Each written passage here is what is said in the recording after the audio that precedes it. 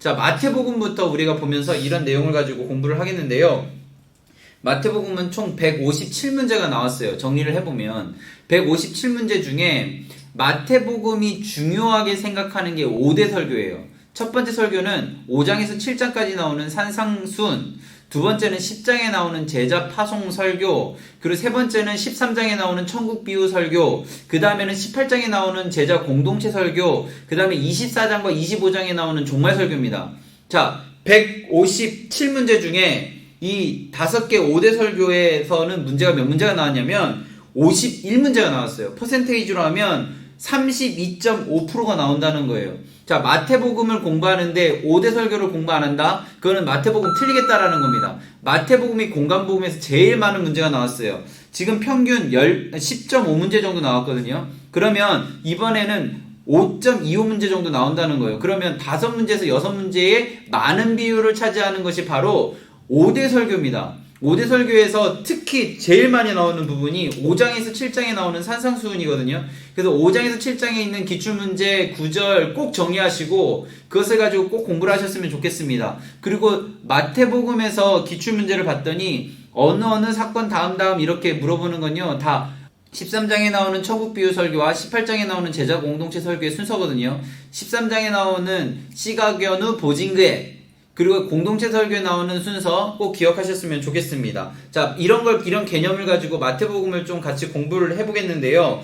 마태복음에서는 옳고 그름에 대해서 관심이 많아요. 왜냐하면 유대적 사고를 가지고 이것이 구약에서 예언된 메시아가 바로 예수인가라는 것이 옳다라는 것을 증명해야 되거든요. 그래서 옳음에 대한 관심이 많습니다. 그래서 의라는 용어가 가장 많이 나온 복음서는 마태복음이겠죠. 그래서 이런 식으로 좀 정리를 하시면 좋겠고요. 1장에서 예수의 계보가 나옵니다. 아브라함과 다윗의 자손 예수 그리스도의 계보라. 마태, 마가, 누가, 요한복음 1장 1절 어떤 내용인지 꼭 정리하셨으면 좋겠습니다. 마태복음에서는 계보, 마가복음에서는 복음, 그리고 누가복음에서는 역사의 사실에 근거하여, 그리고 요한복음에서는 태초에 말씀이 계시니라. 자, 그럼 물어보겠습니다. 각 복음서에서 복음이라는 단어가 제일 많이 나오는 책은 마가복음이겠죠. 1장 1절에 복음의 시작이라 해서 복음부터 시작하잖아요. 그렇게 해서 정리를 해나가면 되겠습니다. 마태복음 1장 2장에 나와 있는 예수님이 태어나기 전의 이야기는 다 마태복음에만 나오는 이야기입니다. 동방박사의 이야기라든지 애굽에서 예언되어진 이런 이야기들 다 그런 마태복음에만 나옵니다. 그러니까 1장과 2장에 읽은 이야기들은 마태복음에만 나옵니다. 자, 그러면 문제를 또 내보겠습니다. 예수님이 태어나기 전의 이야기는 마태복음과 마가복음과 누가복음에 다 기록됐을까요? 아니에요.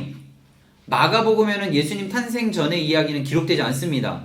그러면 마태복음에 있는 이야기는 마태복음에만, 누가복음에 있는 이야기는 누가복음에만 나오겠죠. 그러면 마태복음에 있는 이야기는 누가복음에 안 나옵니다. 그러니까 마태복음에 있는 이야기만 다 알아도 누가복음에 있는 이야기, 여인에게 이야기, 그가 예수님의 어머니에 대한 이야기, 그리고 세례 요한의 어머니에 대한 이야기 다 누가복음에만 나오는 이야기거든요. 그럼 마태복음에 나오는 것, 누가복음에 나오는 것 어느 정도 정리할 수 있겠죠. 자, 1장과 2장을 이렇게 정리해 나가면 3장부터는 마태, 마가, 누가복음에 공통적으로 나와요.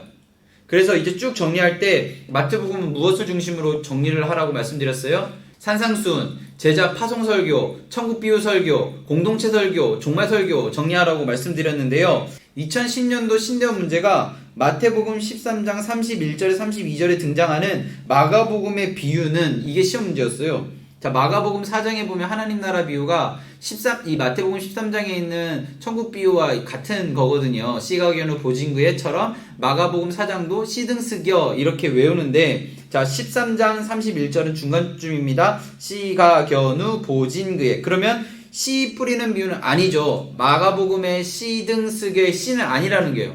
그러면 마가복음의 등스견데 등과 스는 마가복음 관련된 마태복음에 없는 거죠. 그럼 당연히 겨자씨라는 것을 알 수 있습니다. 그러니까 순서를 기억하면 마태복음 13장에서 나온 기출문제는 다 풀 수 있는 거예요.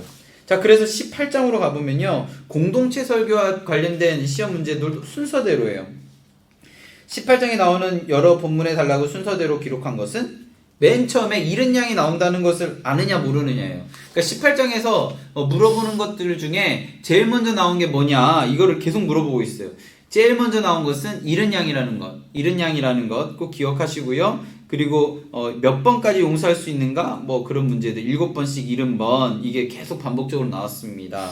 그 다음에 마지막으로 종말 설교 24장과 25장 이야기를 좀 드리고 마태복음 이야기를 마치는데요. 여기서 끝까지 견디는 자 구원 얻는다. 이게 24장 13절이거든요. 이게 마가복음 13장에도 똑같이 나와요. 그래서 이게 마태복음인가 마가복음인가 이거 좀 정리하시면 좋겠고요.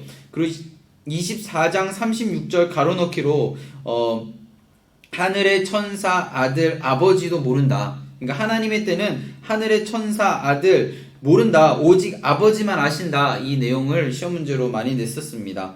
25장에 종말 설교의 비유 3개가 나오는데요. 열단양 이렇게 외우거든요. 열처녀 비유, 달란트 비유, 양과 염소 비유 이거 꼭 기억하셨으면 좋겠습니다. 그 다음에는 다 이제 마태복음에만 나오는 이런 특수한 구절들 있잖아요. 그런 걸 가지고 시험 문제로 냈고요. 마태복음은 유대인들을 위주로 이렇게 전했던 복음서라고 이해하시면 되기 때문에 구약에서 인용된 것이 성취되어졌다. 그래서 이 구절은 누가 한 말이 이루어졌다. 어느 성경에서 한 말이 이루어졌다. 이런 표현들이 있거든요. 제가 이 지금 자막으로 이 성취 인용구를 제가 다 적어놨으니까 여기 잠깐 일시정지하시고 이 부분을 기록하셔서 성경에 다 표시한 다음에 이 부분은 무조건 마태복음이구나 라는 것을 기억하셨으면 좋겠습니다.